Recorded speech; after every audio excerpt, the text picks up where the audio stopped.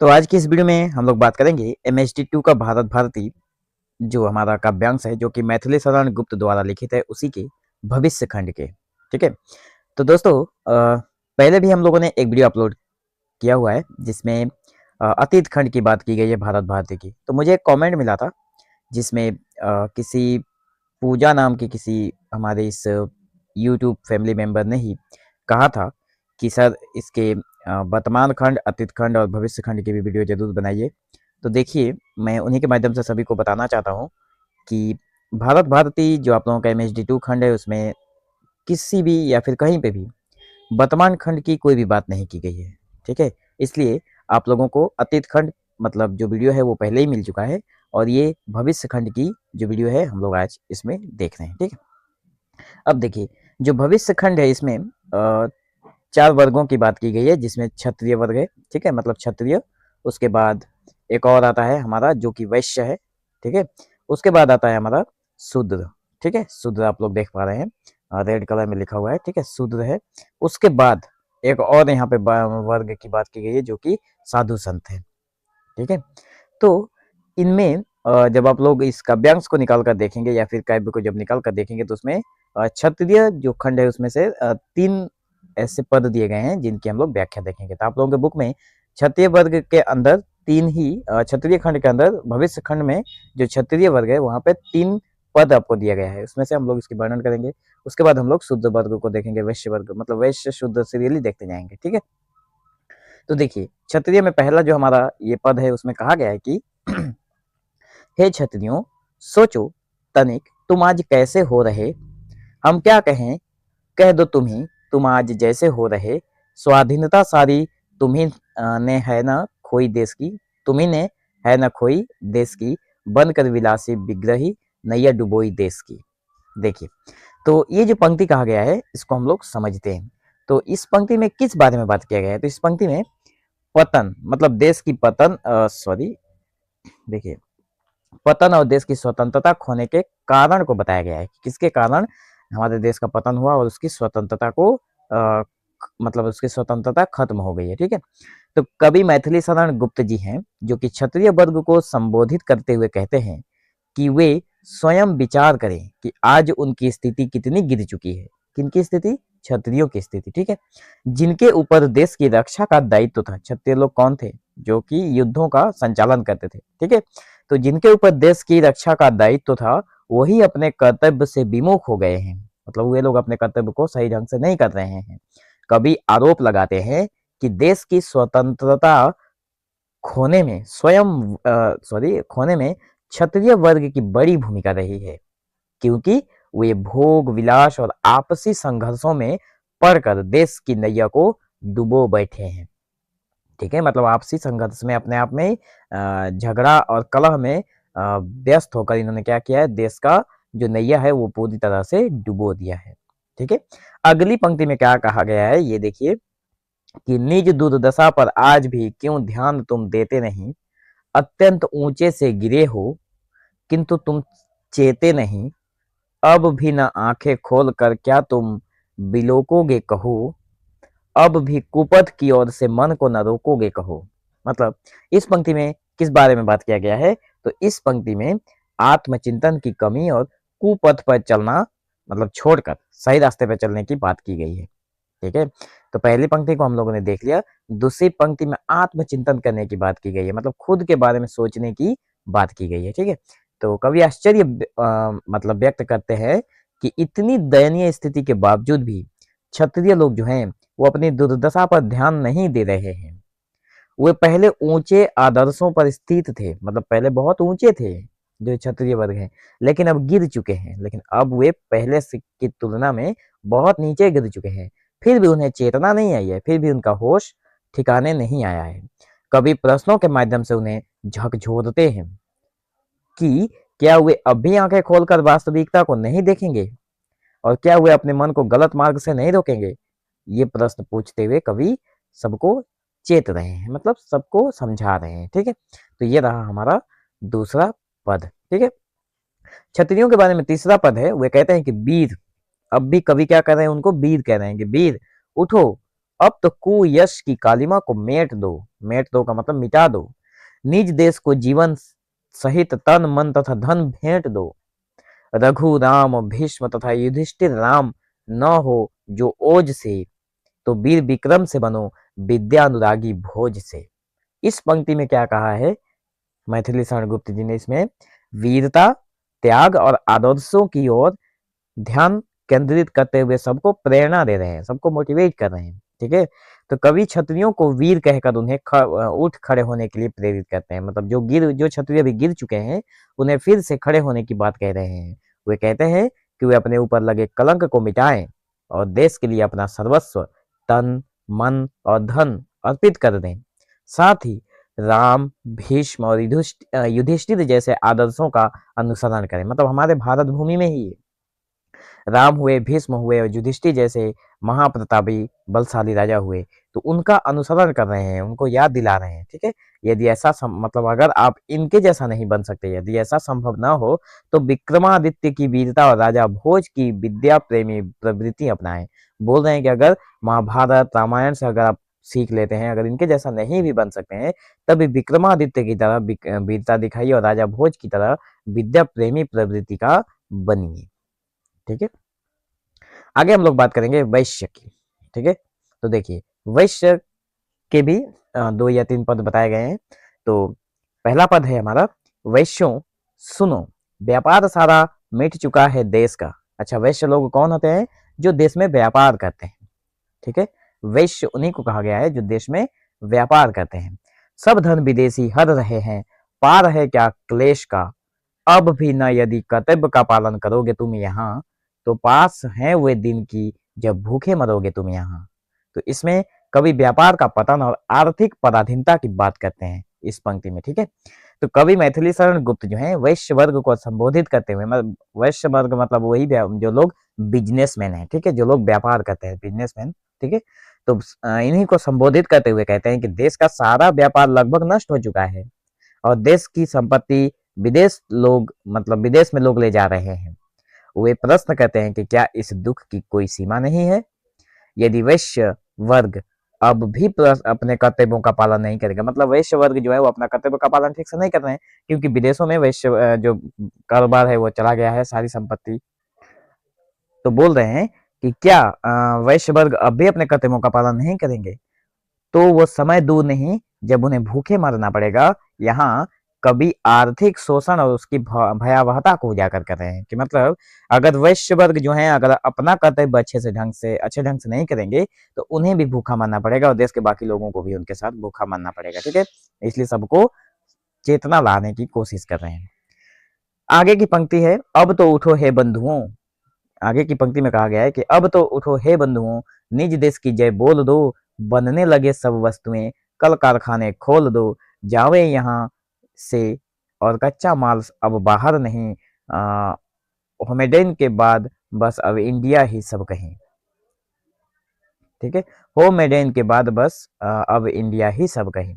तो इसमें क्या कहा गया इस पंक्ति में, देखिए स्वदेशी उद्योग और आत्मनिर्भरता का आह्वान करते हैं। मतलब अपने देश में बड़े बड़े इंडस्ट्री खोलिए, अपने देश का कच्चा माल ताकि बाहर ना जा पाए और यहाँ पे सभी लोग रहें और आत्मनिर्भर सभी लोग बन पाए। ठीक है, तो कवि वैश्य वर्ग को प्रेरित करते हैं कि वे अब जागे और देश हित में कार्य करें, मतलब देश के लिए कार्य करें। वे कहते हैं कि देश में ही वस्तुओं का निर्माण शुरू किया जाए, कल कारखाने स्थापित किया जाए। ठीक है, कच्चा माल विदेश ना भेजा जाए। मेड इन इंडिया की भावना के माध्यम से कवि आत्मनिर्भरता और स्वदेशी उद्योगों को बढ़ावा देने का संदेश देते हैं ताकि देश आर्थिक रूप से मजबूत बन सके। ठीक है, अगली पंक्ति है आज भी रत्न प्रसु वसुधा यहाँ की सी कहाँ, पर लाभ उससे अब उठाते हैं विदेशी ही यहाँ। उद्योग घर में भी अहो हमसे किया जाता नहीं, हम छाल छिल के चूसते हैं, रस पिया जाता नहीं। ठीक है, तो इसकी व्याख्या करते हुए कवि कहते हैं इसमें इस पंक्ति में किस बारे में बात की गई है? संसाधनों के होते हुए भी हम लाभ से वंचित रहते हैं। हमारे पास सभी संसाधन हैं, फिर भी हम उसका फायदा नहीं उठा पा रहे हैं। इसी के बारे में कवि बता रहे हैं कि कवि कहते हैं कि भारत भूमि आज भी रत्नों और संसाधनों से भरपूर है, लेकिन उसका लाभ विदेशी उठा रहे हैं। जो विदेश के लोग हैं वे लोग उठा रहे हैं।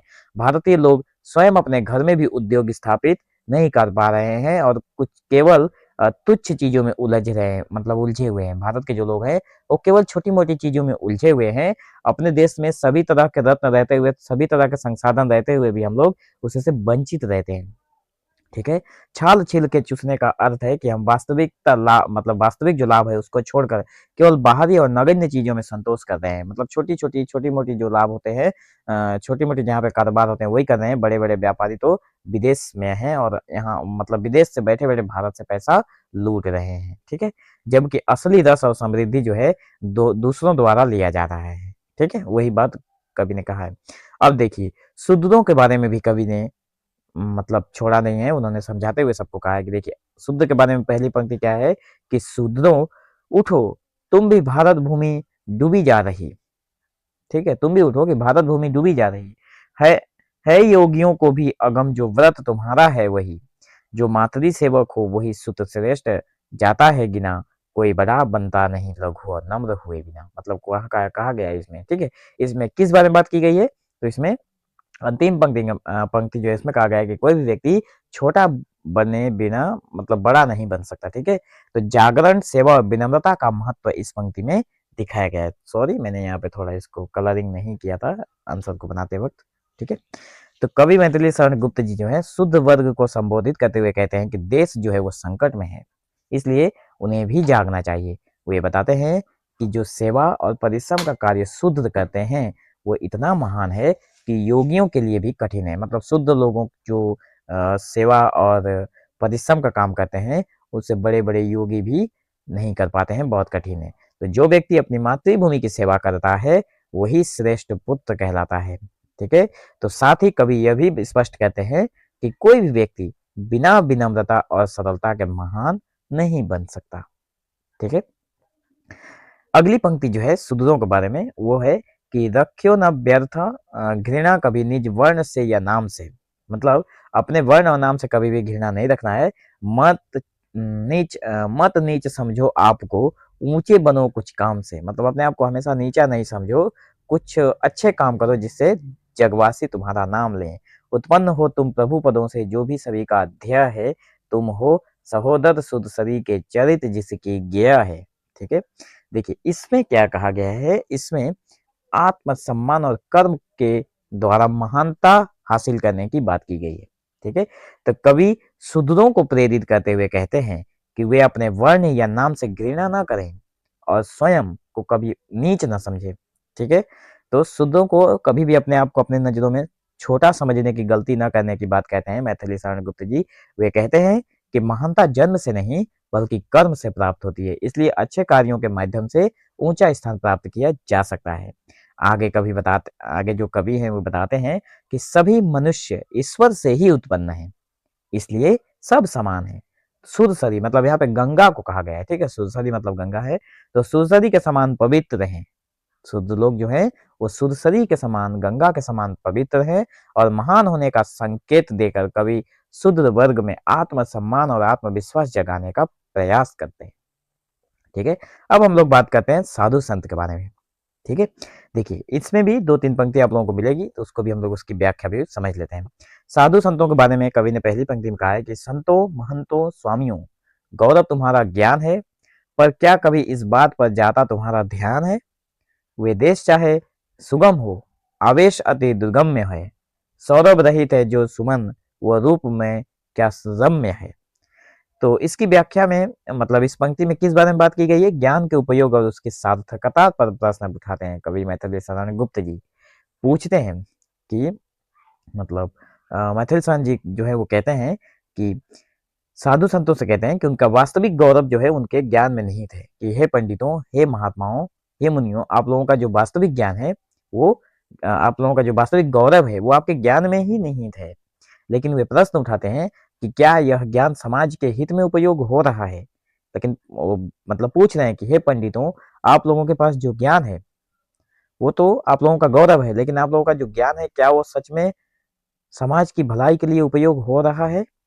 कभी उदाहरण देते हैं कि जैसे बिना सुगंध का फूल सुंदर नहीं लगता, वैसे ही वो ज्ञान भी व्यर्थ है जो समाज के काम ना आए।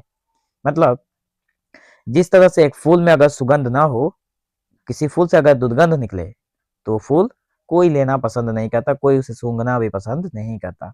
तो जिस तरह से फूल में सुगंध अच्छा लगता है, ठीक उसी तरह से पंडितों, महात्माओं, मुनियों, ऋषियों का जो ज्ञान है वो समाज की भलाई में ही अच्छा लगता है।